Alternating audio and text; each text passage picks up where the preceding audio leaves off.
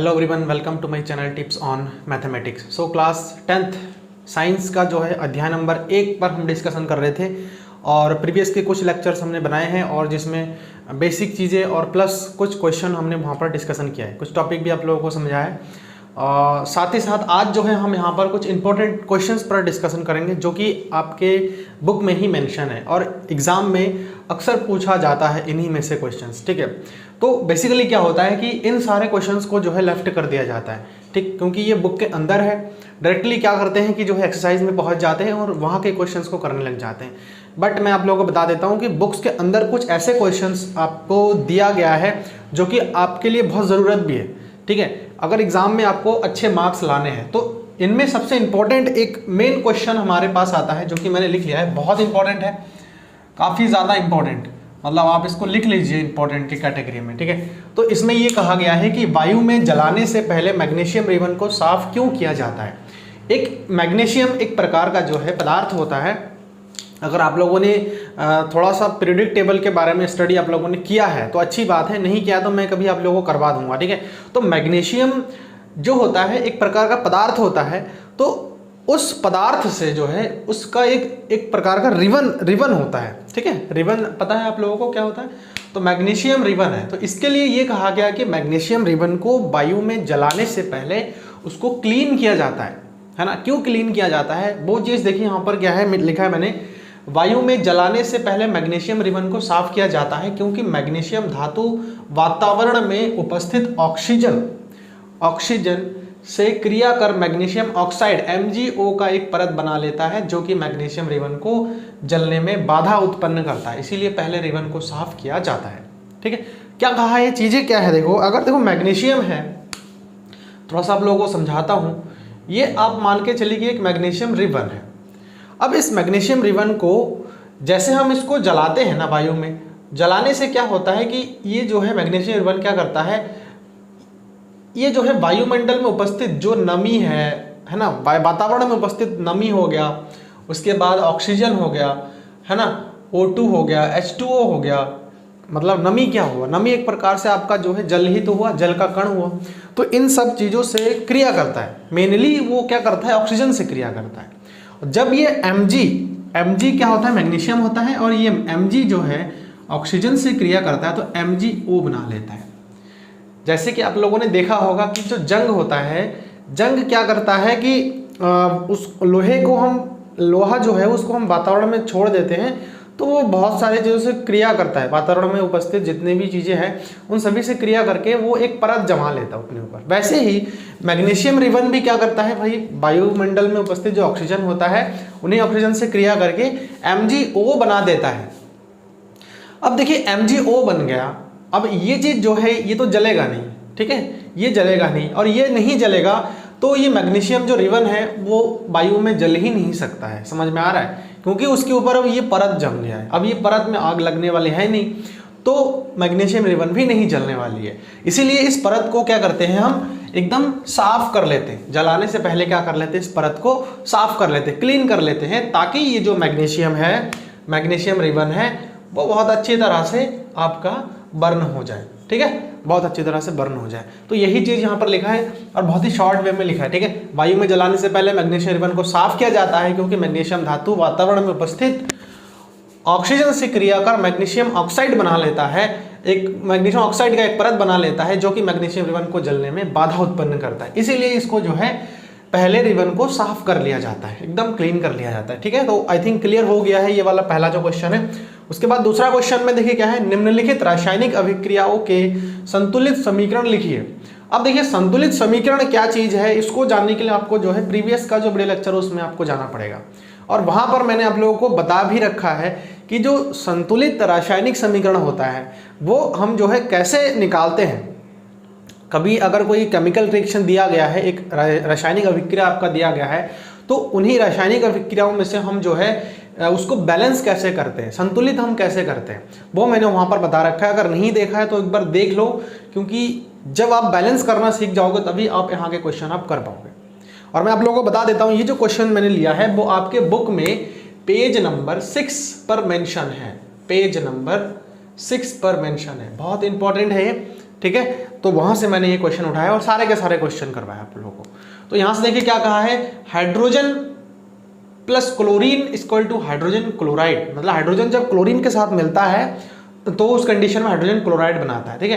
तो ये तो जो है थ्योरेटिकली आपके पास दे रखा है, क्वेश्चन आपको ऐसा दे रखा है थ्योरेटिकली, आपको इस प्रकार से बना करके उसको बैलेंस करना है, ठीक है। तो चलिए हम जो है बैलेंस करते हैं। हाइड्रोजन को हम H2 लिखते हैं। देखिए वातावरण में अगर कोई भी तत्व है, जैसे हाइड्रोजन हो गया, क्लोरीन हो गया, ठीक है, तो कोई भी तत्व जो है सिंगल नहीं रहता है कभी भी। ऐसे जैसे मैं अगर सिर्फ क्लोरीन की बात करूं तो क्लोरीन सिंगल नहीं रहेगा, क्लोरीन जो है 2 परमाणु एक साथ रहेगा। क्यों रहता है? क्योंकि इसमें कुछ बैलेंसी होती है ना, बैलेंसी होता है इसका, ठीक। तो वो चीज़ अब आगे बात करेंगे इसके बैलेंसेस क्या होते हैं क्या नहीं होते, इसमें आपके सारे जो है टॉपिक है उस पर हम डिस्कशन करेंगे, समझ में आप लोगों को आ भी जाएगा। तो ये बैलेंसी को मेंटेन करने के लिए जो है कभी भी वातावरण में स्वतंत्र रूप से नहीं रहता है। स्वतंत्र का मतलब क्या है कि सिंगल नहीं रहता है, वो अपने ही समान किसी, या तो क्लोरीन जैसे क्लोरीन किसी के साथ रिएक्ट नहीं कर रहा है ना, वो हाइड्रोजन से रिएक्ट नहीं कर रहा है या किसी अन्य पदार्थ से अन्य तत्व से रिएक्ट नहीं कर रहा, तो उस कंडीशन में Cl2 के फॉर्म में रहेगा। और अगर किसी मान लीजिए क्लोरीन हाइड्रोजन से क्रिया कर लिया है तो जो है HCl बना देगा, हाइड्रोजन क्लोराइड बना देगा, तो अकेला नहीं रहता। इस चीज़ का आप ध्यान रखना। वही चीज़ यहाँ पर Cl2 और H2, ऐसे हाइड्रोजन भी अकेला नहीं रहेगा, तो जब दोनों क्रिया करेगा तो HCl बनेगा। लेकिन आप एक चीज़ ध्यान रखिए, यहाँ पर हाइड्रोजन कितना है भाई? 2 है, मात्रा हाइड्रोजन की मात्रा कितनी है? 2 है।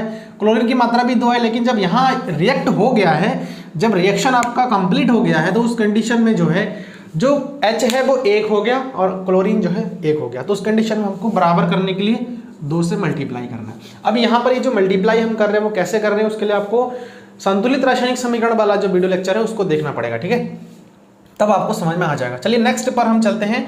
मैं जो है ये समझ के आप लोगों को समझा रहा हूँ कि जो आपने संतुलित रासायनिक समीकरण है उसको ऑलरेडी देख लिया है और सीख भी लिया है कि कैसे हम किसी रासायनिक समीकरण को संतुलित करते हैं। देखिए यहाँ पर barium chloride plus aluminium sulphate है और इसके रिएक्शन से, इन दोनों के रिएक्शन से barium sulphate plus aluminium chloride बना है, ठीक है। तो barium sulphate plus aluminium chloride, देखिए अब इसको हमें जो है रासायनिक सैंबल के फॉर्म में जो है उसको लिखना है, ठीक है, रासायनिक सैंबल के फॉर्म में लिखना है। तो बेरियम क्लोराइड को हम लिख सकते हैं BaCl2, क्या लिख सकते हैं? BaCl2। और एल्यूमिनियम सल्फेट को लिख सकते हैं Al2SO4 whole thrice. Barium sulphate को BaSO4 प्लस एल्यूमिनियम क्लोराइड को AlCl3 लिख सकते हैं। अब देखिए ये इक्वेशन जो है आपका बैलेंस नहीं है, तो बैलेंस नहीं है, इसको हमें अब क्या करना पड़ेगा? बैलेंस करना पड़ेगा। और बोल भी रखा है क्वेश्चन में कि आपको संतुलित भी करना है रासायनिक अभिक्रिया को, ठीक है। तो देखते हैं सबसे पहले कि कौन कौन सा तत्व कितने मात्रा में दिया हुआ है, ठीक है, कौन कौन सा तत्व कितने मात्रा में दिया हुआ है। जैसे देखिए बेरियम है, Ba फॉर बेरियम, बेरियम आपका कितनी मात्रा में दिया हुआ है? बेरियम आपका 1 है, ये अभिकारक तत्व है और ये उत्पाद है। तो बेरियम जो है अभिकारक में 1 ही है और उत्पाद में भी 1 ही है। क्लोरीन इधर देखिए 2 है और इधर कोई और नहीं है कहीं पे, और क्लोरीन इधर 1 है, 3 है। तो हमें थोड़ा सा यहाँ पर क्या करना पड़ेगा, जब भी ऐसा होना, देखिए क्लोरीन इधर 2 है और इधर 3 है, दोनों ही ऐसा नंबर है, हम ना किसी को मल्टीप्लाई कर सकते हैं ना कुछ। जैसे अगर क्लोरीन इधर मान लीजिए 1 होता, ऐसे BaCl होता और इधर 3 होता, तो हम डायरेक्टली यहाँ पर 3 से गुणा कर सकते थे, ऐसे हम 3 से गुणा कर सकते थे। लेकिन यहाँ पर वो कंडीशन नहीं है, यहाँ पर आपका जो है BaCl2 दिया हुआ है, यहाँ पे जो है 2 है। और इस केस में हमारे पास जो है कोई ऑप्शन नहीं है कि हम किसी नंबर से इसके सामने डायरेक्ट मल्टीप्लाई कर दें। हमको ऐसे केस में जब यहाँ पर 2 हो, यहाँ पर 3 हो, या फिर यहाँ पर 5 हो, यहाँ पर 7 हो, तो अपोजिट नंबर से हमें गुणा करना पड़ेगा। जैसे देखिए यहाँ पर हमारे पास 2 है ना, तो हम जो है इधर जो है 2 से गुणा कर देंगे सामने, और यहाँ पर 3 है ना, तो हम जो है यहाँ पर 3 से गुणा कर देंगे। अब जब देखिए 3 से हमने यहाँ पर गुणा कर दिया तो 3 दूनी 6 बन गया, क्लोरीन उधर इधर भी 3 दूनी 6 बन गया। लेकिन अब देखिए जैसे हमने इधर 3 से गुणा किया तो जो बेरियम है वो हमारा 3 हो गया, लेकिन इधर हमारे पास कितना बन रहा है? बेरियम इधर जो है हमारे पास 1 ही बन रहा है। तो अब देखिए हम यहाँ पर डायरेक्टली 3 से गुणा कर सकते हैं, तो हमारे पास बेरियम भी कितना बन जाएगा? 3 बन जाएगा। अब देखिए यहाँ से एल्यूमिनियम इधर कितना है? 2 है। अब एल्यूमिनियम देखिए जैसे 2 से गुणा किया तो अभी ऑलरेडी बराबर हो गया है। सल्फर इधर देखिए 3 है, सल्फर देखिए इधर कितना बन गया? जब 3 से गुणा किया तो सल्फर भी इधर 3 बन गया। ऑक्सीजन इधर 4 तिया 12 है और इधर भी 4 तिया 12 है। तो अल्टीमेटली हमारे पास जो है यहाँ 3 से गुणा करना पड़ा और यहाँ 3 से और यहाँ 2 से करने पर पूरा इक्वेशन आपका क्या हो गया, बैलेंस हो गया। मैंने तरीका आप लोगों को बता रखा है, यहाँ मैं शॉर्टकट वे में बता रहा हूँ, ठीक है। ऐसा आप लोग भी कर सकते हैं जब आप मैक्सिमम क्वेश्चन इसके ट्राई करेंगे, ठीक। अब देखिए नेक्स्ट क्वेश्चन क्या है, नेक्स्ट क्वेश्चन सोडियम प्लस जल equal to sodium hydroxide plus hydrogen, ठीक है। अब देखिए आप लोगों ने कभी सुना होगा सोडियम धातु के बारे में। सोडियम धातु जैसे ही हम उसको पानी में गिराते हैं तो उस कंडीशन में वो जो है ब्लास्ट हो जाता है। कभी सोचा आपने ऐसा क्यों होता है? तो उसके पीछे जो है ये रिएक्शन उत्तरदायी होता है, ये रिएक्शन होता है। सोडियम को जब जल में हम मिलाते हैं तो सोडियम हाइड्रोक्साइड बना देता है, सोडियम हाइड्रोक्साइड बना देता है और हाइड्रोजन गैस बना देता है। अब देखिए हाइड्रोजन गैस ही, वही हाइड्रोजन गैस ही है जो जलता है ना, ब्लास्ट होता है, वो क्या है, वो हाइड्रोजन गैस ही होता है, ठीक है। अब यहाँ से इसको हम जो है समीकरणबद्ध कैसे कर सकते हैं, देखिए सोडियम को हम Na लिख सकते हैं। सोडियम का जो, सोडियम धातु का जो सिंबल होता है, प्रतीक होता है, वो Na होता है। सोडियम को हम Na लिख सकते हैं। जल को हम H2O लिख सकते हैं, सभी को पता है। तो सोडियम हाइड्रोक्साइड को NaOH लिखते हैं प्लस हाइड्रोजन को H2 लिखते हैं। अभी क्या ये इक्वेशन बराबर है या नहीं है वो देख लेते हैं। देखिए Na इधर 1 है, Na इधर भी 1 है, ठीक है। हाइड्रोजन इधर 2 है, हाइड्रोजन इधर 2 और 1 इधर हो गया हमारे पास कितना, 3 हो गया है ना, 3 हो गया है। और ऑक्सीजन जो है इधर हमारे पास कितना है, 1 है, और इधर भी ऑक्सीजन हमारे पास कितना है, 1 है। अब देखिए हमको यहाँ पर क्या करना पड़ेगा, थोड़ा बैलेंस करना पड़ेगा। हाइड्रोजन अगर इधर 2 और 1 3 हो रहा है तो इधर भी हमको क्या बनाना पड़ेगा। देखिए यहाँ पर जो है आपका H2O है और इधर H2 है और इधर H3 है। तो 3 होने के लिए हम अगर देखिए यहाँ पर अगर 2 से हम मल्टीप्लाई करते हैं तो इधर जो है 2 हाइड्रोजन बन गया, 2 4 बन गया, और इधर भी अगर हम 2 से मल्टीप्लाई कर देते हैं तो हाइड्रोजन हमारा 4 हाइड्रोजन हमारा दोनों साइड में बैलेंस हो गया। अब जैसे हमने 2 से गुणा किया तो ऑक्सीजन इधर 2 बन गया, ऑक्सीजन इधर भी 2 बन गया, और Na इधर देखिए 2 बन गया और Na इधर 1 है। तो हम सिंपली Na के सामने भी 2 से हम क्या कर देंगे, गुणा कर देंगे। तो अल्टीमेटली ये चीज़ हमारा बैलेंस हो जाएगा, ठीक है। अब देखिए यहाँ से बैलेंस है या नहीं, एक बार हम चेक कर लेते हैं। 2 Na इधर हो गया, 2 Na इधर हो गया, उसके बाद H2O यानी कि यहाँ पर जो है 4 हो गया, और 2 हाइड्रोजन 4 हाइड्रोजन हो गए। ऑक्सीजन देखिए इधर 2 है, ऑक्सीजन इधर 2 है, तो ये बराबर हो गया है। अब देखिए नेक्स्ट जो क्वेश्चन है, यहाँ पर ये कहा है कि निम्नलिखित अभिक्रियाओं के लिए उनकी अवस्था संकेतों के साथ संतुलित रासायनिक समीकरण लिखिए। सेम पहला वाला जैसा क्वेश्चन है। तो यहाँ पर आप लोग जो है जब आप पेज नंबर 6 में जाएंगे तो आपको ये वाला क्वेश्चन नंबर 3 मिलेगा वहाँ पे, है ना। तो ये क्वेश्चन नंबर 3 जो है यहाँ पर क्या कहा है मैं आप लोगों को पढ़ के सुना देता हूँ और उसके अकॉर्डिंग मैंने यहाँ पर लिख लिया है। देखिए 3 का जो फर्स्ट है वो ये कह रखा है कि जल में बेरियम क्लोराइड तथा सोडियम सल्फेट के विलयन अभिक्रिया करके सोडियम क्लोराइड का विलयन तथा अघुलनशील बेरियम सल्फेट का अवक्षेप बना देता है।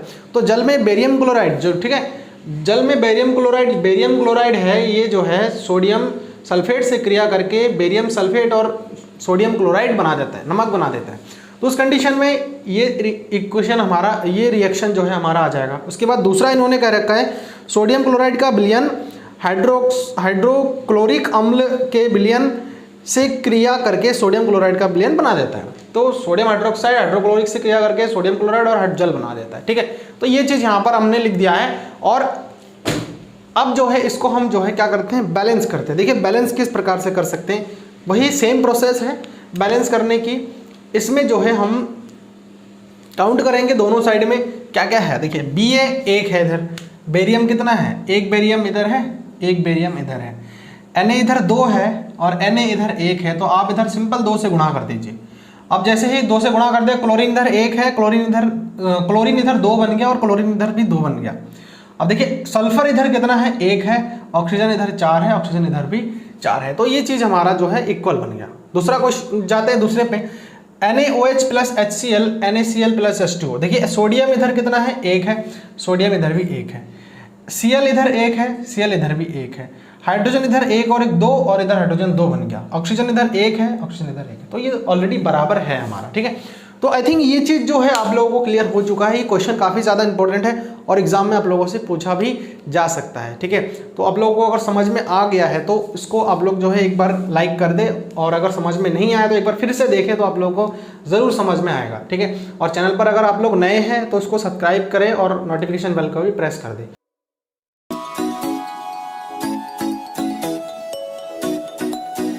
और इसमें जो अभ्यास, जो आपके एक्सरसाइज के क्वेश्चंस है, वो सारे के सारे क्वेश्चंस आज के इस लेक्चर में हम कवर करेंगे।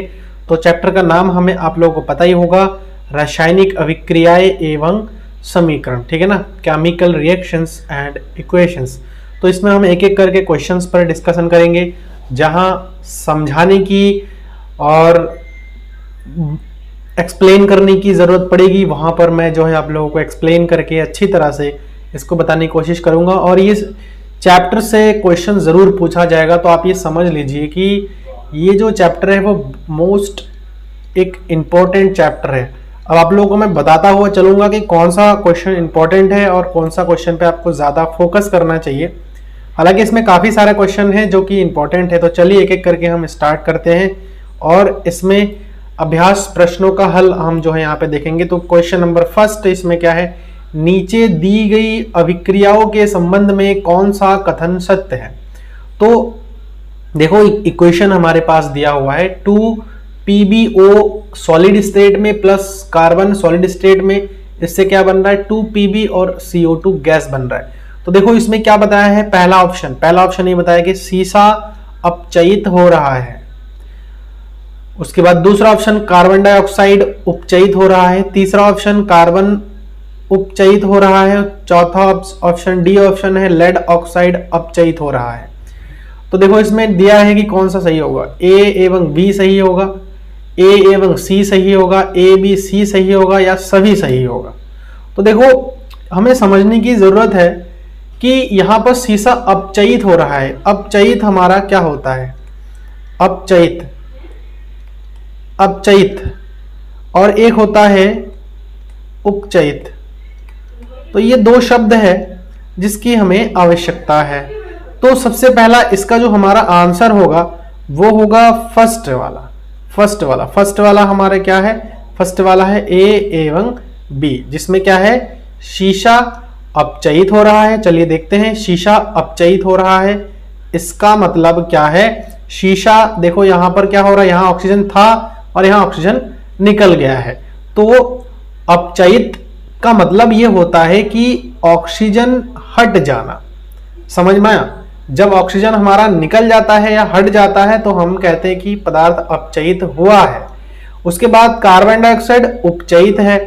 उपचयित का मतलब क्या है कि ऑक्सीजन का जुड़ जाना। समझ जाइएगा, यहां पर मैं आप लोगों को बहुत इजी वे में एक्सप्लेन करके बता रहा हूं। माइनस का मतलब समझ जाइए कि घटना, और प्लस का मतलब हो जाता है जुड़ना।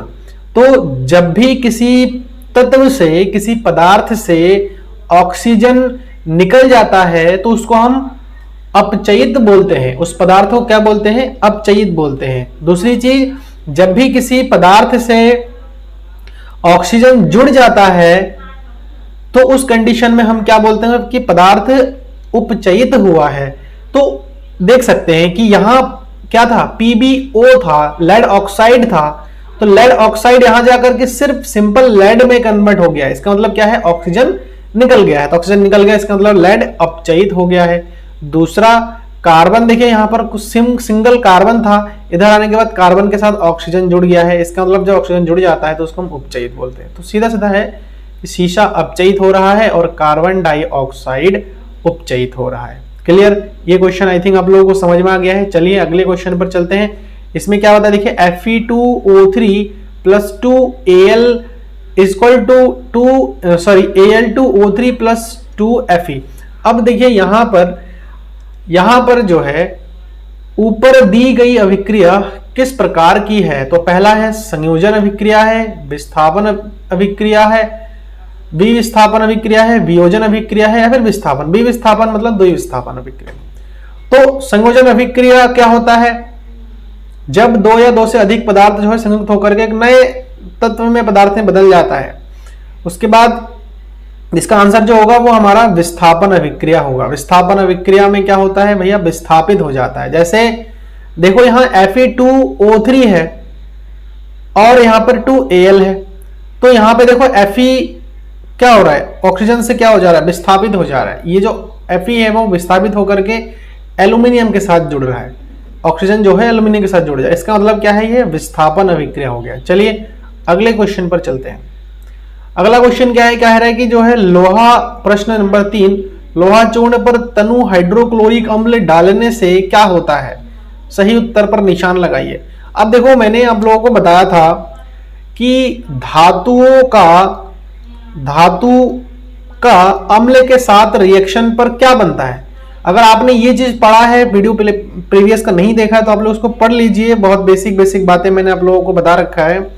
तो जब भी धातु के साथ जो है अम्ल की क्रिया होती है तो एक हाइड्रोजन गैस आपकी मुक्त होती है। तो चलिए देखते हैं इसमें कोई ऐसा ऑप्शन है। हाइड्रोजन गैस एवं आयरन क्लोराइड बनता है, क्लोरीन गैस एवं आयरन हाइड्रो, ये तो सवाल ही नहीं होता, इसका कोई अभिक्रिया नहीं होता है, ऐसा पॉसिबल नहीं है। आयरन लवण एवं जल बनाता है, ये तो पॉसिबल नहीं है। तो देखो हाइड्रोजन गैस बनता है, इसका मतलब ए ऑप्शन हमारा सही है। हाइड्रोजन गैस एवं आयरन क्लोराइड बनाता है। दूसरी क्वेश्चन नंबर 4, संतुलित रासायनिक समीकरण क्या होता है? रासायनिक समीकरण को संतुलित करना क्यों आवश्यक होता है? देखो बहुत इंपॉर्टेंट है ये क्वेश्चन, ठीक है ना, ये एक इंपॉर्टेंट क्वेश्चन है, इसको आप अच्छी तरह से कर लीजिएगा। संतुलित रासायनिक समीकरण क्या होता है? सबसे पहले, जिस रासायनिक अभिक्रिया में उत्पाद तत्वों के परमाणुओं की संख्या अभिकारक तत्व के परमाणुओं की संख्या के बराबर होती है उसे संतुलित रासायनिक समीकरण हम कहते हैं। तो देखो, एक तो हमारा होता है अभिकारक, आपको मैंने बता रखा है अभिकारक, और जब कोई अभिकारक मिल जाता है कोई दो या दो से, तो वो हमारा उत्पाद बनाता है, उत्पाद बनाता है। अब क्या होता है कि अभिकारक में जितने भी परमाणु होते हैं, परमाणु, वो उत्पाद के परमाणुओं की संख्या के बराबर होनी चाहिए। अगर बराबर है तो उसको हम क्या बोलते हैं कि जो भी रासायनिक हमारे पास समीकरण दिया हुआ है वो संतुलित है। अच्छा, अब इसकी जरूरत क्यों पड़ती है? इसकी जरूरत हमें द्रव्यमान संरक्षण का नियम आप लोगों ने पढ़ा होगा, द्रव्यमान संरक्षण का नियम। जैसे ऊर्जा संरक्षण पढ़ा है वैसे द्रव्यमान संरक्षण का नियम होता है। द्रव्यमान हमेशा के लिए देखो बराबर होना चाहिए, है ना, ये नष्ट नहीं होना चाहिए या फिर खराब नहीं होना चाहिए। अगर जितना अभिकारक है वो उत्पाद में भी उतना ही होना चाहिए। जैसे अभिकारक में जितने भी तत्व हैं उत्पाद में भी उतने ही तत्व होना चाहिए। जैसे अभिकारक में मैं मान लेता हूं कि एक कार्बन है तो उत्पाद में भी एक ही कार्बन होना चाहिए। अगर इसमें दो है तो इसमें भी दो कार्बन होना चाहिए। ये चीज समझाने की है, ठीक है। तो यहां पर लिखा भी है द्रव्यमान के संरक्षण का नियम भंग ना हो इसके लिए समीकरण का संतुलित होना आवश्यक है। मतलब क्या है कि द्रव्यमान संरक्षण नियम जो है क्या हो, ये जो नियम है वो यूनिवर्सल ट्रूथ है। मतलब ये चीज अगर बराबर नहीं होगा तो ये द्रव्यमान संरक्षण का नियम फेल हो जाएगा, और ऐसा पॉसिबल नहीं है। द्रव्यमान संरक्षण का नियम फेल नहीं होना चाहिए, है ना। चलिए अगला क्वेश्चन पर चलते हैं, और क्वेश्चन नंबर जो है 5th है, ठीक है। अभी इससे पहले हमने क्वेश्चन नंबर 3rd और क्वेश्चन नंबर 4th कर लिया है, और अब क्वेश्चन नंबर 5th में देखिए क्या कहा है। निम्न कथनों को रासायनिक समीकरण के रूप में परिवर्तित कर उन्हें संतुलित कीजिए। सबसे पहला दिया है नाइट्रोजन हाइड्रोजन क्या है, ठीक है। नाइट्रोजन हाइड्रोजन क्या है, इससे सहयोग करके अमोनिया बनाता है। यहां पर थोड़ा सा, तो यहां पर देखिए नाइट्रोजन क्या करता है, हाइड्रोजन के साथ संयोग करता है और अमोनिया बना देता है। कहने का मतलब क्वेश्चन ये है, थोड़ा सा मिस्टेक आप लोग करेक्ट कर लीजिएगा उसको। तो नाइट्रोजन जो है हाइड्रोजन के साथ संयोग करके अमोनिया बनाता है। तो देखो नाइट्रोजन क्या हो गया हमारा N2, ठीक है, और N2 हमेशा गैस में होता है, प्लस हाइड्रोजन हमारा 3H2, तो इससे जब बनेगा तो 2NH3 हो जाएगा, ये हो गया। उसके बाद हाइड्रोजन सल्फाइड गैस का वायु में दहन होने पर जल एवं सल्फर डाइऑक्साइड बनाता है। अब जैसे हाइड्रोजन सल्फाइड है, हाइड्रोजन सल्फाइड को हम किससे लिखते हैं, H2S से लिखते हैं।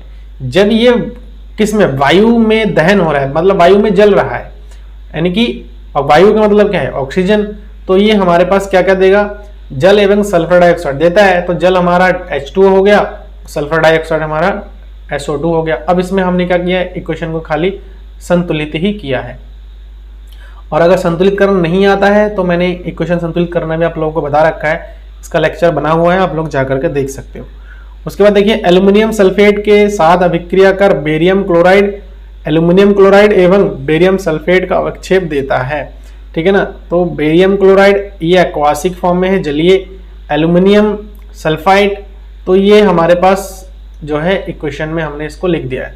उसके बाद पोटेशियम धातु जल के साथ अभिक्रिया करके पोटेशियम हाइड्रोक्साइड एवं हाइड्रोजन गैस देता है, तो ये पोटेशियम हो गया, जल हो गया। H2O लिख लेना इसको, H2O 2H2, ठीक है। यहाँ थोड़ा सा मिस्टेक हो गया है, 2KOH और ये H2 हो गया, ठीक। तो ये चीज़ हमें यहाँ पे करना था। क्वेश्चन नंबर 6 पर चलते हैं। निम्न रासायनिक समीकरणों को संतुलित कीजिए। तो निम्न जो रासायनिक समीकरण है उनको हमें संतुलित करना है। संतुलित करना मैंने आप लोगों को बता रखा है। वैसे तो देखो HNO3 है ये, HNO3 प्लस CaOH का whole twice equal to CaNO3 का होल ट्वाइस और ये H2O है।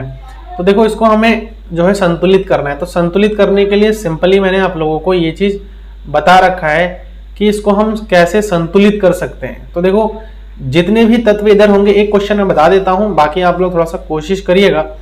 देखो अभिकारक ये सारे हमारे क्या होते हैं, अभिकारक, और ये हमारे इधर के क्या होते हैं, उत्पाद होते हैं। तो अभिकारक के जो परमाणु की संख्या है वो उत्पाद के परमाणु की संख्या के बराबर होनी चाहिए, ठीक है। तो अगर बराबर होनी चाहिए तो अब चलिए हम थोड़ा कोशिश करते हैं इसको बराबर करने की।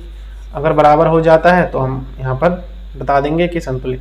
देखो इधर हमारे अभिकारक के जो तत्व है, अभिकारक के जो तत्व है उसमें परमाणु जो है किस किस मात्रा में है तो वो लिख लेते हैं। सबसे पहले देखो अभिकारक, अभिकारक तो अभिकारक, और इस साइड में हमारा क्या हो जाएगा, ये उत्पाद लिख लेते हैं। इधर देखो H की संख्या, हाइड्रोजन की संख्या इधर कितनी है, 1 है। यहाँ पर 1 हाइड्रोजन इधर हो गया और यहाँ पर 2 हाइड्रोजन ही हो गया। तो इसका मतलब हाइड्रोजन की संख्या इधर कितनी हो गई, 3 हो गई।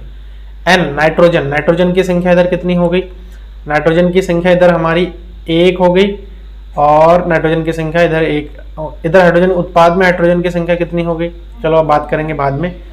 सबसे पहले नाइट्रोजन की संख्या इधर देख लेते हैं, 1 हो गया।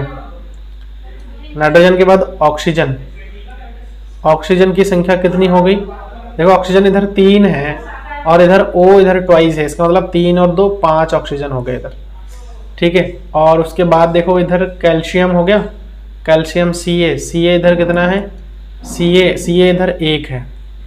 ऐसे ही इधर हाइड्रोजन कितनी है, देखो हाइड्रोजन इधर 2 है। उसके बाद नाइट्रोजन इधर कितनी है, नाइट्रोजन N ट्वाइस है। तो यहाँ पर जो है, सॉरी ऊपर देखेंगे ना, नाइट्रोजन इधर जो है N का ट्वाइस है तो 2 हो गया इधर। नाइट्रोजन के बाद ऑक्सीजन की बात करें तो ऑक्सीजन देखो इधर कितना है, 3 दूनी 6 है ना, सॉरी 3 दूनी 6 हो जाएगा ये। उसके बाद कैल्शियम इधर है, कैल्शियम होना चाहिए और वो कैल्शियम कितना है इधर, 1 कैल्शियम है, ठीक है। तो देखो जो जो बराबर है वो ठीक है, जो जो नहीं है उसको हम सही करते हैं। हाइड्रोजन इधर 3 है और इधर हाइड्रोजन 2 है, समझ में आया। तो देखो इधर हाइड्रोजन 2 है, इस साइड में हाइड्रोजन कितनी है, 2 हाइड्रोजन है, और इस साइड में हाइड्रोजन कितनी है, 3 है। तो हमें बराबर करनी है।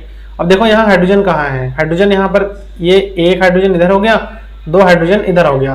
तो अब देखो सिंपली हम क्या करेंगे, यहाँ अगर 2 से मैं मल्टीप्लाई कर देता हूँ इसके आगे, तो जब मैं 2 से मल्टीप्लाई कर दूंगा ना, और यहाँ भी 2 से मल्टीप्लाई कर दूंगा इधर यहाँ पे, तो ये पूरा इक्वेशन हमारा बैलेंस बन जाएगा। तो आप लोग देख सकते हो इसको ऐसे दिमाग लगा करके कि कहाँ हमें क्या करना है, ठीक है, कहाँ हमें कैसे क्या करना है। तो एक एक क्वेश्चन आप लोग आराम से सॉल्व कर सकते हो, और पूरा डिटेल में संतुलित करना मैंने सिखा रखा है। अगर नहीं है, नहीं पता है, नहीं समझ में आया तो आप लोग वो वाला वीडियो देख सकते हो, तब जाकर के इसको आप लोग एज अ होमवर्क ट्राई कर सकते हो। तो यहाँ से आप लोगों को समझ में आ जाएगा। तो चलिए 7वें नंबर क्वेश्चन पर चलते हैं।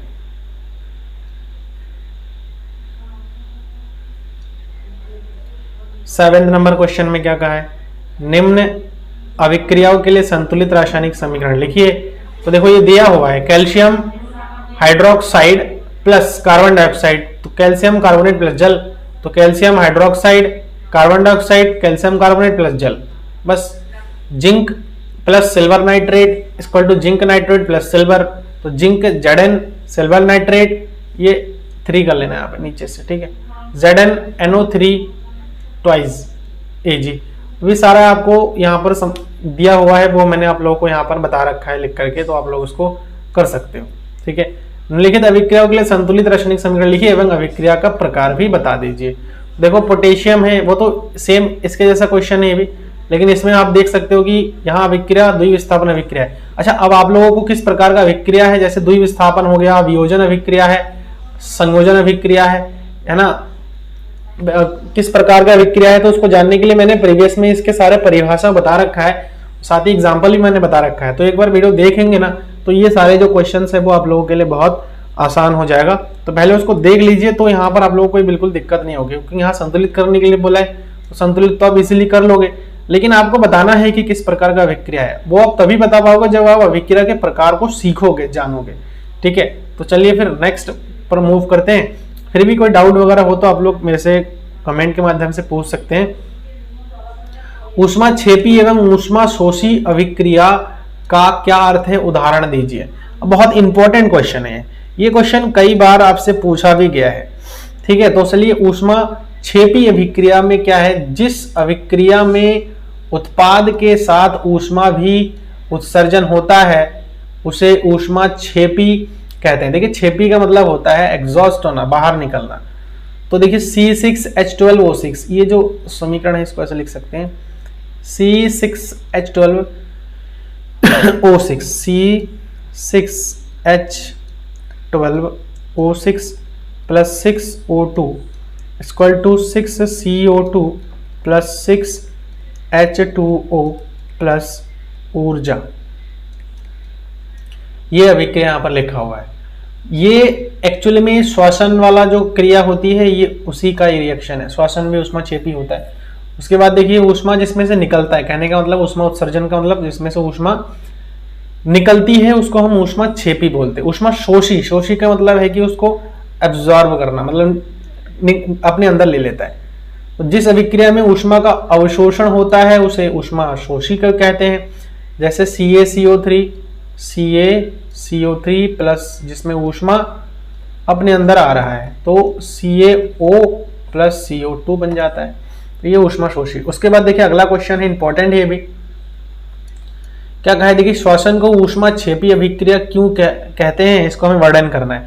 देखो श्वसन जो है ना वो एक ऊष्माक्षेपी अभिक्रिया है। जैसे हम सांस ले रहे हैं तो एक ऊष्माक्षेपी अभिक्रिया। ऊष्माक्षेपी का मतलब क्या है, जिसमें ऊष्मा निकलता है, उत्सर्जन होता है, बाहर निकलता है। तो जो श्वसन हो रहा है क्या ये ऊष्माक्षेपी अभिक्रिया है? चलो देखते हैं।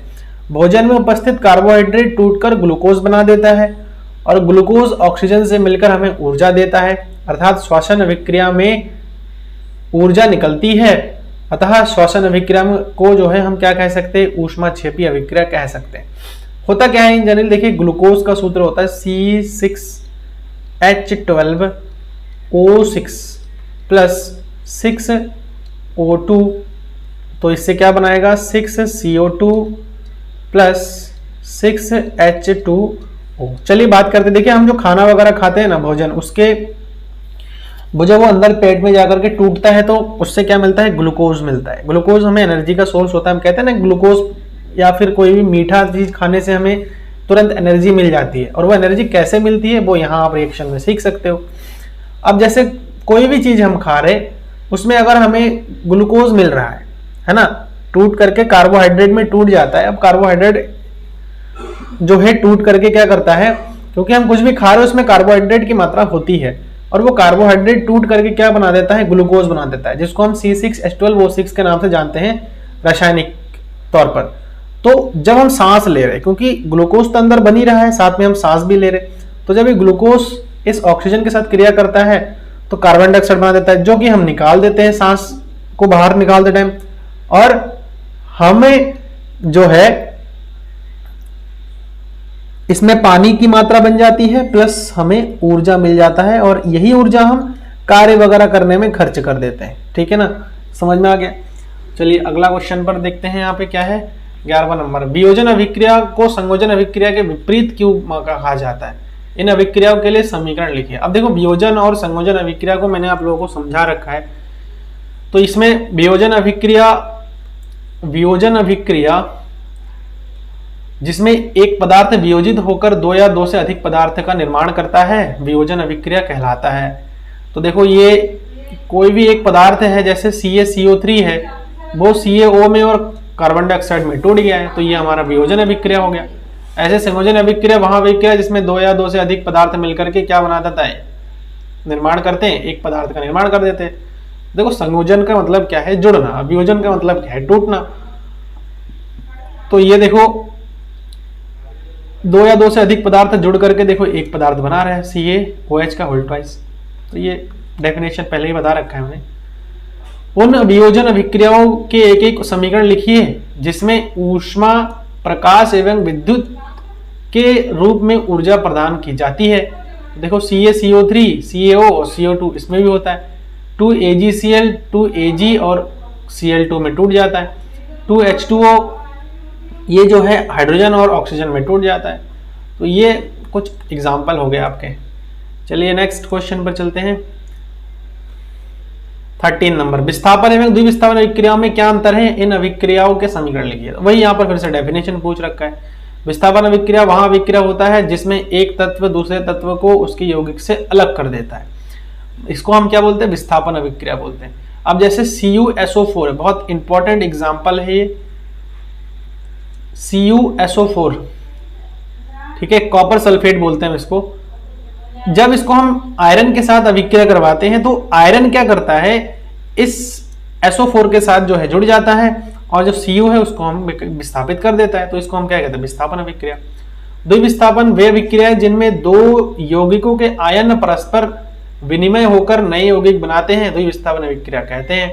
अब इसका आयन इस पे, इसका आयन इस पे, इस प्रकार से जो है विस्थापित हो जाता है। तो इसमें देखिए ये तो आई थिंक अब लोग क्लियर हो गया है, अगर प्रीवियस के लेक्चर देखे तो ये सारे मैंने बता रखा है एक बार।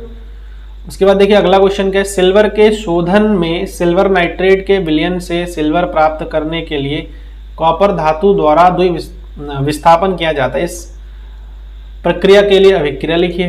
तो ये अभिक्रिया इसमें लिख दिया है सिल्वर के शोधन के लिए, ठीक है। सिल्वर नाइट्रेट प्लस कॉपर, तो कॉपर नाइट्रेट और सिल्वर मिल जाता है। 15वां नंबर क्वेश्चन का है, अवक्षेपण अभिक्रिया से आप क्या समझते हैं, उदाहरण देकर समझाइए। ऐसी अभिक्रिया जिसमें अविलेय लवण प्राप्त होता है उसे अवक्षेपण अभिक्रिया कहते हैं। अवक्षेपण का मतलब क्या है, जो चीज बिल्कुल भी मतलब घुलता ही नहीं है, वो नीचे बैठ जाता है, उसको हम अवक्षेपण बोलते हैं। तो अवक्षेपण अभिक्रिया क्या है, जिसमें अविलेय लवण प्राप्त होता है, तो उसको हम क्या बोलते हैं, अवक्षेपण अभिक्रिया बोलते हैं। अब देखो अविलेय लवण का मतलब क्या है कि जो घुलता नहीं है, कुछ भी हो सकता है वो।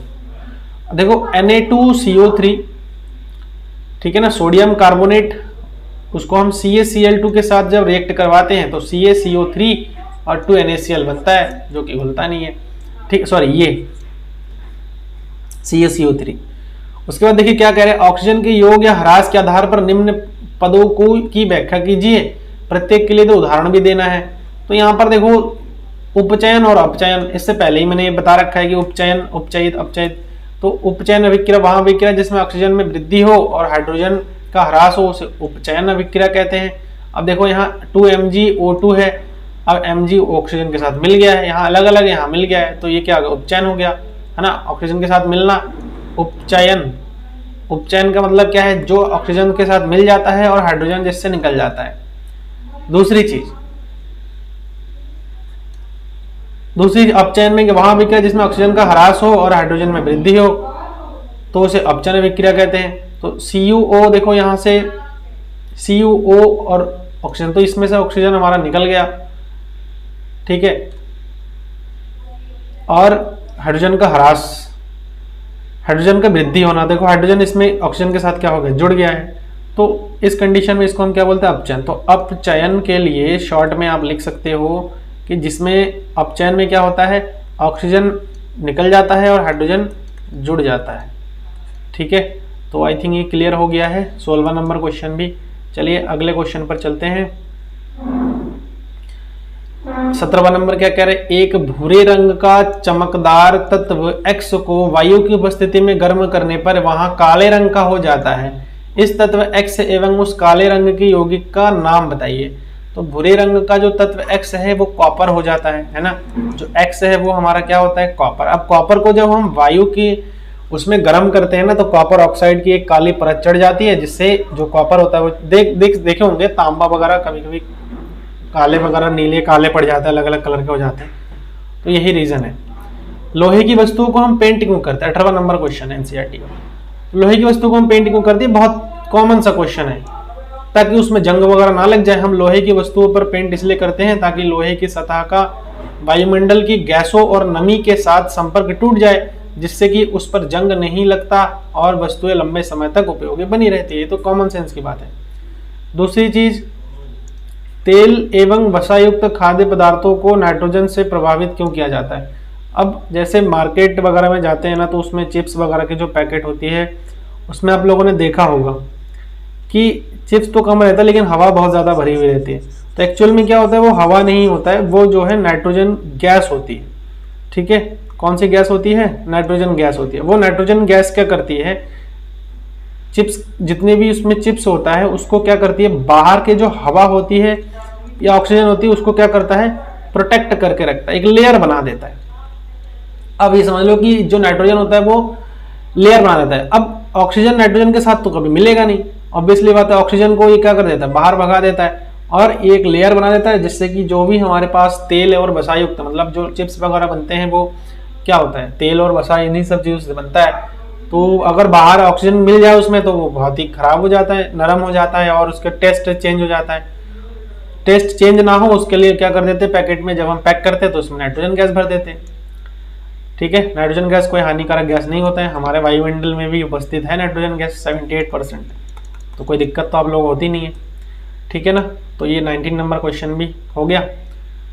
उसके बाद 20 और लास्ट क्वेश्चन, निम्न पदों का वर्णन कीजिए तथा प्रत्येक का एक उदाहरण दीजिए। ये मैंने ऑलरेडी आप लोग को बता रखा है। संक्षारण, संक्षारण क्या होता है, जब कोई धातु वायुमंडल में के संपर्क में आती है तो वायुमंडल में उपस्थित नमी या ऑक्सीजन के साथ अभिक्रिया करके अवांछित पदार्थ जैसे ऑक्साइड या हाइड्रोक्साइड, कार्बन आदि में परिवर्तित हो जाते हैं। धातुओं का अवांछित यौगिक से में परिवर्तन को ही क्या कहते हैं, संक्षारण कहते हैं। अब संक्षारण देखो, सबसे पहले तो लोहे में जंग लगना हम देख सकते हैं, लोहे में जंग लगना।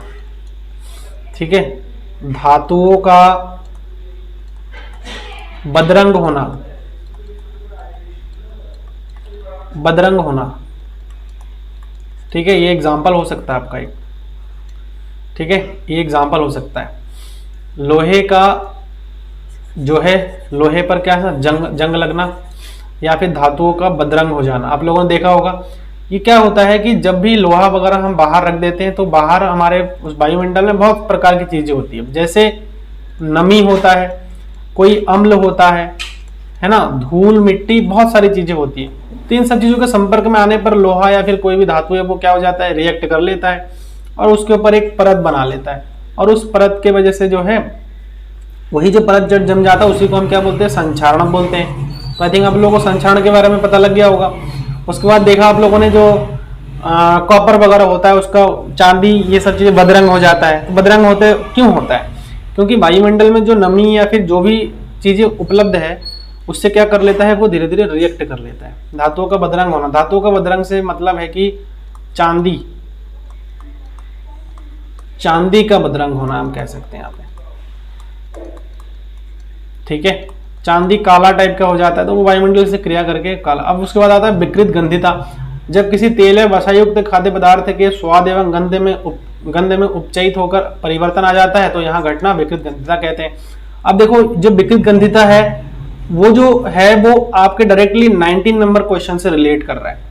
ठीक है, दूसरी जो संक्षारण है वो हमारा 80 नंबर क्वेश्चन से रिलेट कर रहा है।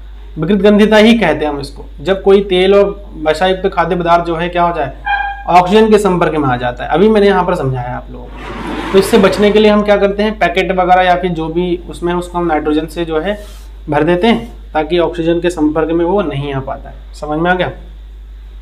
तो ये कुछ क्वेश्चन थे जो कि काफ़ी इसमें इंपॉर्टेंट क्वेश्चन है। लास्ट वाला तो बहुत इंपॉर्टेंट क्वेश्चन है, ये पूछा भी जाता है, ये इंपॉर्टेंट क्वेश्चन है। 19वां नंबर भी आपके इंपॉर्टेंट है। ठीक है, 18वां नंबर ये भी आपके इंपॉर्टेंट क्वेश्चन है। ठीक, और जितने भी आपके जो है संतुलित करने वाला क्वेश्चन है वो भी इंपॉर्टेंट है। तो ध्यान रखना, जितने भी इंपॉर्टेंट मैंने बताया है वो आप लोग अच्छी तरह से उसको पढ़ लेना, और इसके प्रीवियस में भी कुछ लेक्चर्स मैंने बना रखे हैं तो वो भी आप लोग अच्छी तरह से देख लेना और उसमें समझ लेना, क्योंकि उसको आप देखेंगे तो यहाँ जो अभ्यास के प्रश्न हैं वो सारे के सारे इजीली आपके सॉल्व हो जाएंगे। हम जो है डिस्कशन करेंगे अपचयन अभिक्रिया और उपचयन अभिक्रिया, ठीक है ना। टॉपिक बहुत ही इंपॉर्टेंट है और एग्जाम में ज़रूर पूछा जाएगा, ठीक है। 101% मैं आपको गारंटी दे सकता हूँ कि इसका जो है एग्ज़ाम में ज़रूर पूछा जाता है। तो आप लोग इसको जो है एकदम परफेक्ट बना लीजिए, और आज जो मैं समझाने जा रहा हूँ आप इसको अच्छी तरह से समझिए, ठीक है ना। तो आपको बहुत सारा चीज़ें क्लियर हो जाएगा, ठीक। तो सबसे पहले हम बात करते हैं कि जो उपचयन अभिक्रिया होता है वो क्या होता है। आपके NCERT में उपचयन नाम से दिया हुआ है, ठीक है। तो उपचयन अभिक्रिया, या फिर उसको हम जो है एक दूसरे नाम से भी बोल सकते हैं जो कि है हमारा ऑक्सीकरण अभिक्रिया, ठीक है ना। तो ऑक्सीकरण अभिक्रिया क्या है, देखिए किसी अभिक्रिया के समय जब किसी पदार्थ में ऑक्सीजन की वृद्धि होती है या हाइड्रोजन का ह्रास या फिर कमी होती है तो उस अभिक्रिया को उपचयन या फिर ऑक्सीकरण अभिक्रिया कहते हैं, ठीक है ना। तो क्या बोला गया है, क्या समझ में आया कि किसी भी अभिक्रिया में, है ना, या फिर किसी पदार्थ से आपका क्या है, ऑक्सीजन में वृद्धि हो जाए, किसी पदार्थ में ऑक्सीजन की वृद्धि हो जाए या फिर हाइड्रोजन की कमी हो जाए, है ना, तो उस अभिक्रिया को हम जो है उपचयन या फिर ऑक्सीकरण अभिक्रिया कहते हैं। या फिर हम इसको जनरली सिंपल वे में लिख सकते हैं, ठीक है, ऑक्सीजन की वृद्धि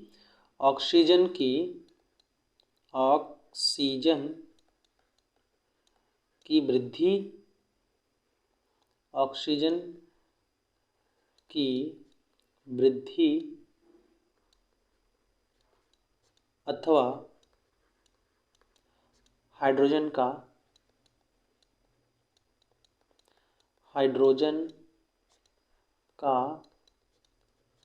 ह्रास होना, ठीक है।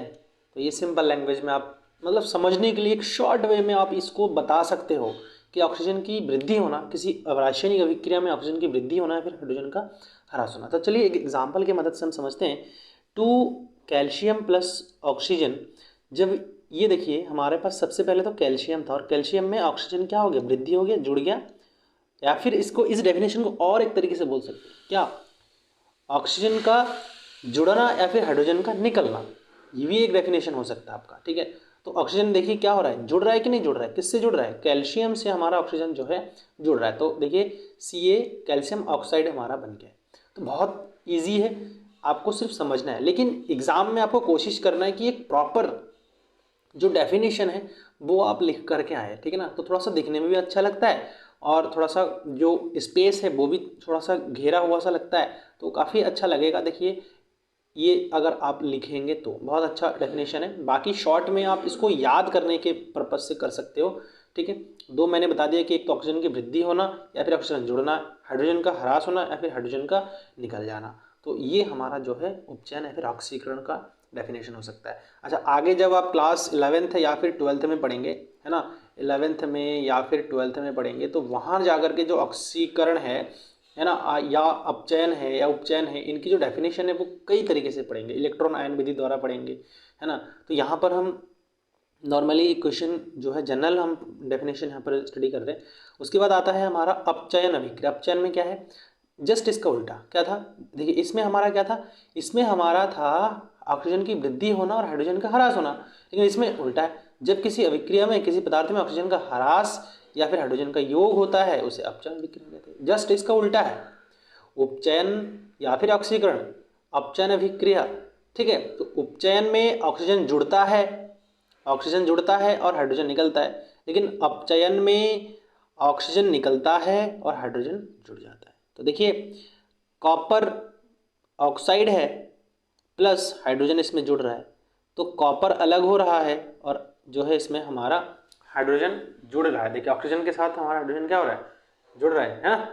तो हाइड्रोजन जुड़ जा रहा है, ऑक्सीजन जो है हमारा इसमें निकल रहा है। अब ऐसे समझ सकते हो, देखिए इस रिएक्शन में कॉपर में ऑक्सीजन जुड़ा हुआ था तो ऑक्सीजन जो है निकल गया है, ठीक है ना, ऑक्सीजन हमारा निकल गया। लेकिन इसमें हमारा देखिए ऑक्सीजन क्या हुआ, कॉपर के साथ जुड़ा है, ठीक है।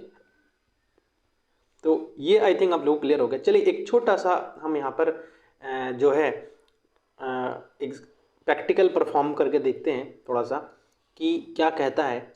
ये जो है कॉपर का कॉपर ऑक्साइड में उपचयन हो जाना, उपचयन का मतलब क्या है, ऑक्सीजन का वृद्धि हो जाना। ये जो एग्जाम्पल लिया है वो उपचयन का है, किसका है, उपचयन का। और उपचयन का डेफिनेशन जस्ट इससे पहले हमने पढ़ रखा है, क्या, जिसमें हाइड्रोजन ऑक्सीजन जुड़ जाता है ना, ऑक्सीजन जिसमें जुड़ जाता है और हाइड्रोजन जिससे निकल जाता है। तो देखिए हो क्या रहा है, इसमें हमने जो है एक बर्नर लिया है, क्या लिया है, एक बर्नर लिया है। और इस बर्नर की सहायता से हम जो है क्या करेंगे, इसको हीट देंगे। ये एक बर्नर है और इस बर्नर की सहायता से हम जो है देखिए आग जला दिए इसमें, ठीक है। और ये जो है हमारा एक स्टैंड है, आप समझ सकते हो, तिपाही इसमें लिखा हुआ है, ठीक, इसमें स्टैंड है। अच्छा, और ये जो है हमारे जाली टाइप का है, ठीक है। ये जो लैब में प्रैक्टिकल परफॉर्म करते हैं तो पता लग जाएगा आपको कि किस प्रकार का होता है। इस प्रकार का ये जाली टाइप का होता है जिसको कि हम बर्नर के ऊपर जो है लगा देते हैं ताकि डायरेक्ट हीट जो है ना आए। अच्छा, ये क्या है हमारा, ये जो है एक प्रकार का जो है चाइना डिश है ना, और इसमें हमारा कॉपर का चूर्ण डाला गया। ये जो है देख रहे हैं, ये कॉपर का चूर्ण है, ठीक। तो जब हम इसको बर्न करेंगे, इसको जलाएंगे, तो जलाने पर पता है क्या होगा, जो कॉपर होगा ना, कॉपर इसमें तो नॉर्मली कॉपर है, और कॉपर को जब हम बर्न करेंगे, जलाएंगे, तो जलाने पर जो है ये कॉपर ऑक्साइड में बदल जाएगा, कॉपर ऑक्साइड में बदल जाएगा। तो ऑक्सीजन जुड़ा है कॉपर में, कॉपर में ऑक्सीजन जुड़ा है, तो इसका मतलब क्या हो गया, ऑक्सीजन का योग हुआ ना, ऑक्सीजन का क्या हुआ, योग हुआ। तो इसका मतलब क्या हो गया, ऑक्सीकरण, या फिर हम ये कह सकते हैं उपचयन हुआ है ना। बहुत ही ईजी है, आई थिंक आप लोगों को समझ में आ गया है। अच्छा, जब हमारे पास उपचयन और अपचयन अभिक्रिया का डेफिनेशन क्लियर हो जाता है तो हमारे पास आता है एक बहुत ही इम्पोर्टेंट टॉपिक जिसको हम बोलते हैं रिडॉक्स अभिक्रिया। रिडॉक्स अभिक्रिया बहुत ही इंपॉर्टेंट है, रिडॉक्स अभिक्रिया डेफिनेशन पूछा जाता है। तो रिडॉक्स अभिक्रिया का देखिए इसमें क्या कहा है, रिडॉक्स अभिक्रिया वहाँ अभिक्रिया है जिसमें ऑक्सीकरण एवं अपचयन दोनों साथ साथ होती है, रिडॉक्स अभिक्रिया कहलाती है, ठीक है। तो ऐसा अभिक्रिया जिसमें ऑक्सीकरण भी दिखे और अपचयन भी दिखे तो वो हमारा जो है रिडॉक्स अभिक्रिया होता है, ठीक है।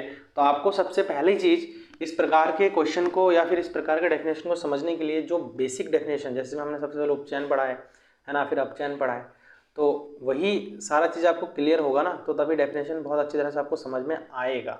उपचयन में ऑक्सीजन का योग होता है, अपचयन में हाइड्रोजन का योग होता है।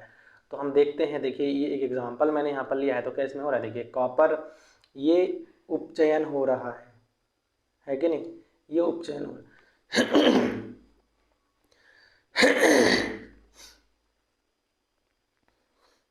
ये उपचयन हो रहा है। उपचयन में हमने क्या बात किया था, देखिए उपचयन में हमने जो है ऑक्सीजन का जुड़ना सिखाया था आप लोगों को, है ना, कि ऑक्सीजन जो है जुड़ रहा है तो वो उपचयन हो जाएगा। तो इसमें देखिए कि कहीं ऑक्सीजन जुड़ रहा है, देखिए ऑक्सीजन जुड़ रहा है ना, ऑक्सीजन आपका जो है जुड़ रहा है, तो ये हमारा क्या हो जाएगा, उपचयन हो जाएगा। अपचयन में आप क्या देखते हैं, ऑक्सीजन जो है निकल रहा है। तो देखिए ऑक्सीजन था और यहाँ से ऑक्सीजन निकल गया, कॉपर ऑक्साइड था लेकिन यहाँ से कॉपर बन गया। यहाँ हाइड्रोजन था और यहाँ पर हाइड्रोजन के साथ ऑक्सीजन जुड़ गया, ठीक है ना, तो ये उपचयन हो गया। तो ऑक्सीजन जुड़ रहा है इसका मतलब उपचयन, ऑक्सीजन निकल रहा है इसका मतलब अपचयन, ठीक है।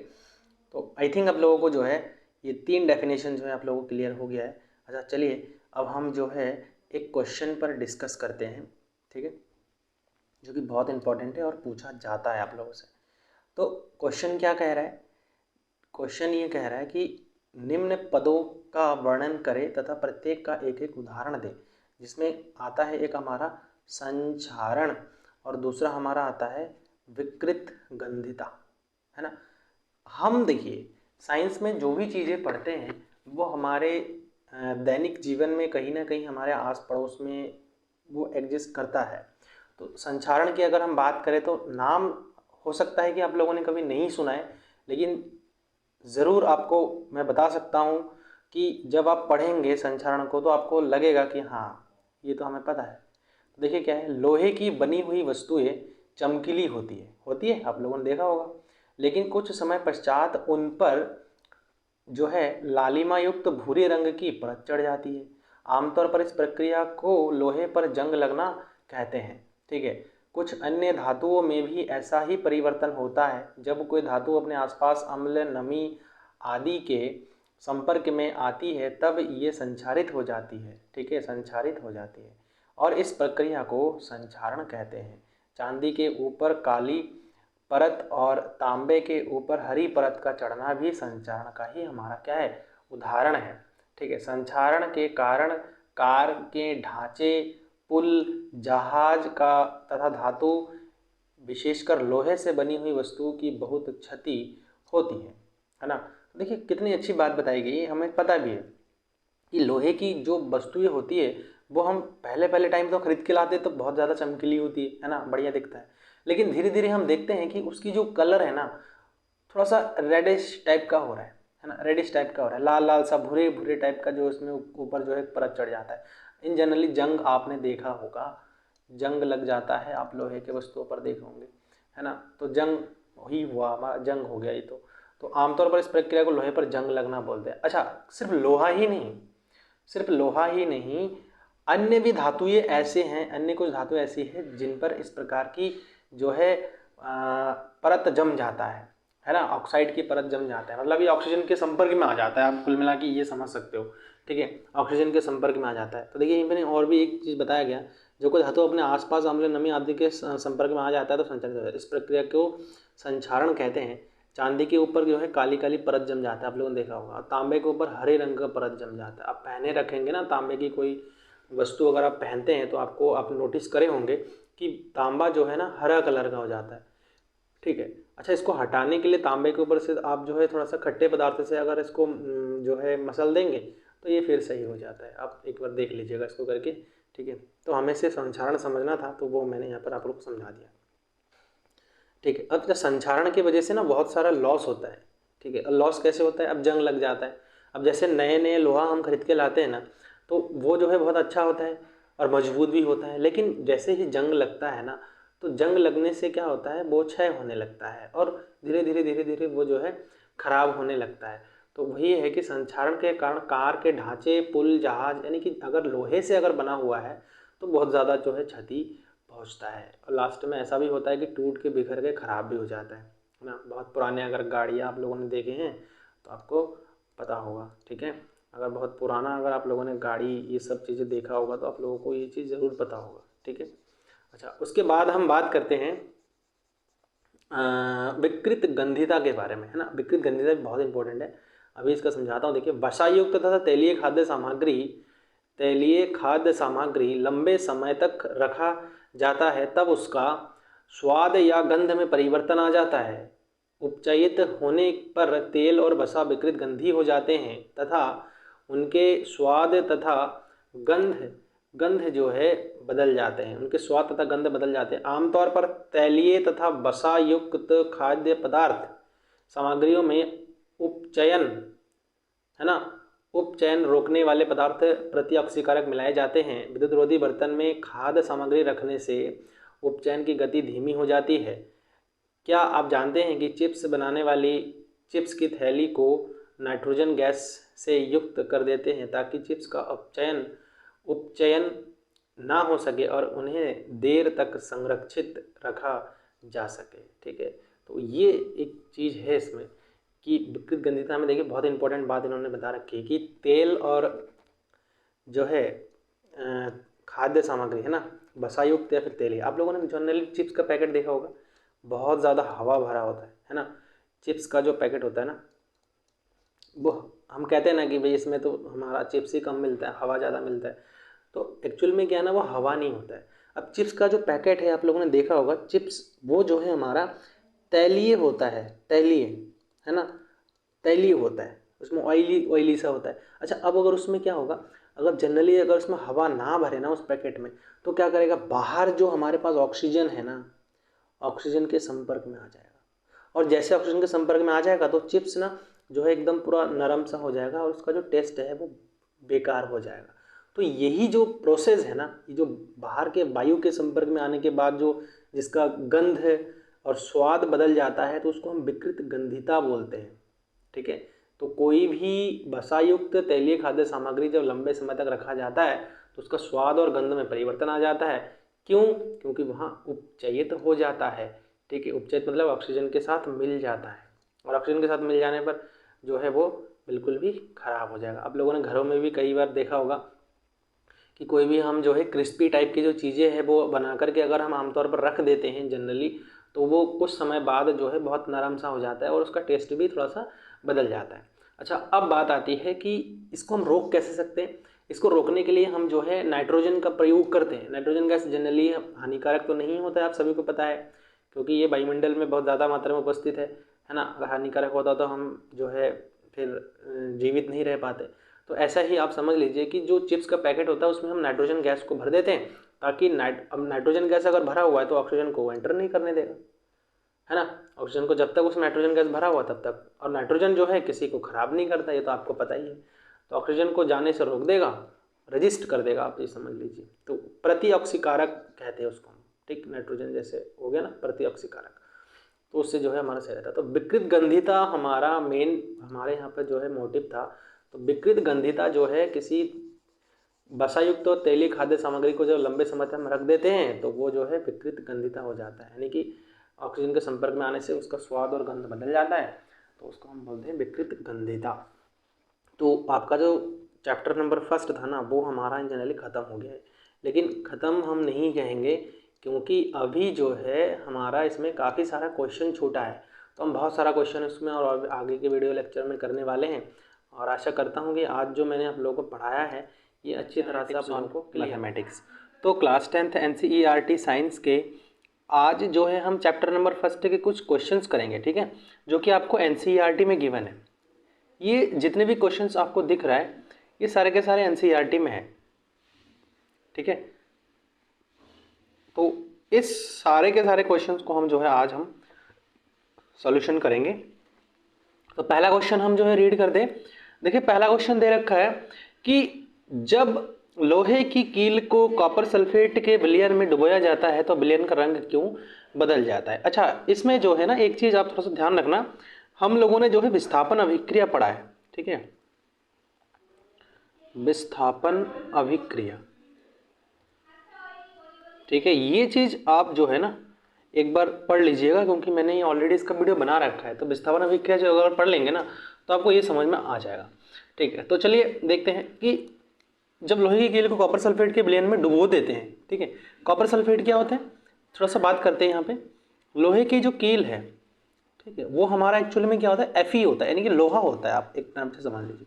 और जो लोहे को हम कॉपर सल्फेट के विलयन में डुबो देते हैं, कॉपर सल्फेट हमारा क्या है, CuSO4, ठीक है।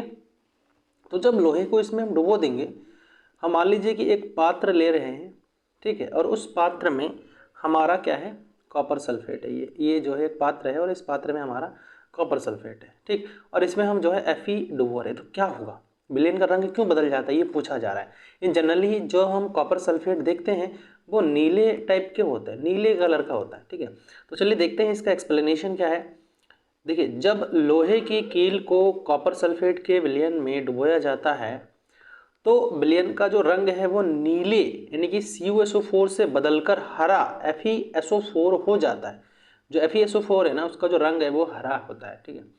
क्योंकि देखिए एक्सप्लेनेशन क्या है, क्योंकि लोहा कॉपर की अपेक्षा अधिक सक्रिय धातु है, अधिक सक्रिय धातु। यहाँ कॉपर सल्फेट के घोल में से कॉपर को विस्थापित करने की क्षमता रखता है। घोल नहीं होगा, यहाँ पर होगा घोल, ठीक है, इसको आप सही कर लीजिएगा, घोल, ठीक। तो होता क्या है कि जब भी हम इसको जो है इसमें मिला देते हैं, जैसे ना ये जैसे Fe है और ये जो CuSO4 है, इसको जब हम मिला देते हैं तो क्या होता है, देखिए मैं बता रखा है कि लोहा जो है कॉपर की अपेक्षा अधिक सक्रिय होता है, यानी कि ये जो लोहा है वो ज़्यादा रिएक्टिव होता है रेदर देन कॉपर। कॉपर के मुकाबले में जो Fe है वो ज़्यादा रिएक्टिव होता है और जिस वजह से क्या करता है, ये जो Fe है, लोहा है, इस कॉपर के स्थान पर बैठ जाता है और कॉपर को हटा देता है। तो जब कॉपर के स्थान पर बैठेगा तो FeSO4 बना देता है, FeSO4, और कॉपर को जो है बाहर करके फेंक देता है। ठीक है, तो आई थिंक क्लियर हो गया आपको क्या बोला गया इसमें। ठीक है, अच्छा, अगर ये डेफिनेशन आपको नहीं अच्छा लग रहा है तो आप दूसरा डेफिनेशन देख लीजिए। और दूसरे डेफिनेशन में क्या कह रहा है, जब लोहे की कील को नीले रंग की कॉपर सल्फेट में के विलयन में डुबोया जाता है तो यहाँ विलयन का नीला रंग हल्का मलिन हो जाता है ना, नीला रंग हल्का मलिन हो जाता है। वही चीज़ बता रखा है कि जो कॉपर सल्फेट होता है वो जनरली नीले कलर का होता है। ठीक है, लेकिन नीले कलर से जो है हरा में बदल जाता है, हल्का हरा, यानी कि हल्का मलिन हो जाता है। ऐसा इसलिए हुआ है क्योंकि जो Fe है वो कॉपर से अधिक रिएक्टिव है, यानी कि क्रियाशील है, जो कॉपर को क्या कर देता है, विस्थापित कर देता है और आयरन सल्फेट एवं कॉपर धातु बना देता है। और जिसका रिएक्शन अभी जो मैंने आप लोगों को बताया है वही है इसका रिएक्शन। ये क्या है कि जब Fe है, Fe को हम जो है कॉपर सल्फेट यानी कि CuSO4 के विलयन में डुबो देते हैं, जबकि ये नीला रंग होता है, लेकिन क्या कर देता है ये Fe जो है बहुत ज़्यादा हमारा क्या है, रिएक्टिव होने की वजह से किसके तुलना में, कॉपर के तुलना में ज़्यादा रिएक्टिव है ये, तो ये क्या कर देगा, कॉपर को जो है यहाँ से हटा देगा, है ना, कॉपर को जो है यहाँ से हटा देगा और कॉपर को हटा करके आपका क्या बना देगा, FeSO4 बना देगा और कॉपर को विस्थापित कर देगा, अलग से धातु बन जाएगा। ठीक है, जो कि CuSO4 का रंग नीला होता है और जो FeSO4 है वो हमारा हल्का हरा कलर का हो जाएगा। ठीक है, आई थिंक क्लियर हो गया। अच्छा, दूसरा क्वेश्चन क्या पूछा था इसमें, देखो इसमें जो है ना, क्रियाकलाप 1.10 से भिन्न द्विविस्थापन अभिक्रिया के उदाहरण दीजिए। तो देखिए आप जब बुक में देखें ना क्रियाकलाप 1.10 है तो उसमें ना एक एग्जाम्पल दिया हुआ है आपका, जो मैंने ऑलरेडी करा रखा है, आप लोग देख लीजिएगा। तो उस एग्जाम्पल को नहीं देना, उसके एक अलग से द्विविस्थापन अभिक्रिया अगर नहीं जानते हैं तो आप लोग इसके प्रीवियस का जो लेक्चर है उसको देख लीजिए। द्विविस्थापन अभिक्रिया जो है आपको समझ में आ जाएगा, जिसमें आयनों का आदान प्रदान हो जाता है, तो वही हमारा द्विविस्थापन अभिक्रिया होता है जनरली। तो आप लोग एक बार देख लेंगे ना डेफिनेशन तो समझ में आपको आ जाएगा। तो उसका एक एग्जाम्पल हमारा जो है ये हो सकता है, बहुत ही अच्छा एग्जाम्पल है। ठीक है, क्वेश्चन नंबर 2 का क्या है, NO3 होल्टोइज एक्वासिक विलयन है और जो है 2Kl एक्वासिक विलयन है और PbL2 ये जो है हमारा सॉलिड विलयन है और ये एक जो है हमारा, आप समझ लीजिए कि ये हमारा एग्जाम्पल हो सकता है उसके अलावा जो है। अच्छा, अब जो है बात करते हैं, बहुत इंपॉर्टेंट है, इसमें बता रखा है कि आपको जो है ना निम्न अभिक्रिया में उपचयित तथा अपचयित पदार्थों की पहचान कीजिए। तो कौन सा उपचयित हो रहा है और कौन सा अपचयित हो रहा है, ये सबसे इंपॉर्टेंट है। तो उपचयन और अपचयन ये सारे डेफिनेशन को अच्छी तरह से मैंने बता रखा है, एक बार आप लोग प्लीज़ देख लीजिए वीडियो को, है ना, तो आप लोगों को समझ में आ जाएगा कि उपचयन, अपचयन, अपचयित पदार्थ क्या होता है, वो आप लोगों को क्लियर हो जाएगा। ठीक है, तो देखिए इसमें क्या है, 4NaS + O2 गैस = 2Na2O। ठीक है, तो उपचयित और अपचयित पदार्थ, ठीक है, ऑक्सीकृत पदार्थ Na है। ठीक है, देखिए Na है, Na ऑक्सीकृत हो रहा है, मतलब क्या है, क्योंकि यहाँ ऑक्सीजन प्राप्त कर रहा है, ऑक्सीजन से मिल रहा है। ठीक है, Na जो है ऑक्सीकृत पदार्थ है, ऑक्सीकृत पदार्थ Na है क्योंकि इसमें ऑक्सीजन और ऑक्सीजन जो है ऑक्सीजन प्राप्त कर रहा है। ठीक है, और ऑक्सीजन कम हो जाता है। ठीक, उसके बाद देखिए घटे हुए पदार्थ, दूसरे में घटे हुए पदार्थ Cu होते हैं क्योंकि हाइड्रोजन ऑक्सीजन ग्रहण करने पर ऑक्सीकृत हो जाता है। तो ये दो इसके जो है हमारे आंसर हो सकते हैं। आई थिंक आप लोगों को क्लियर हो गया।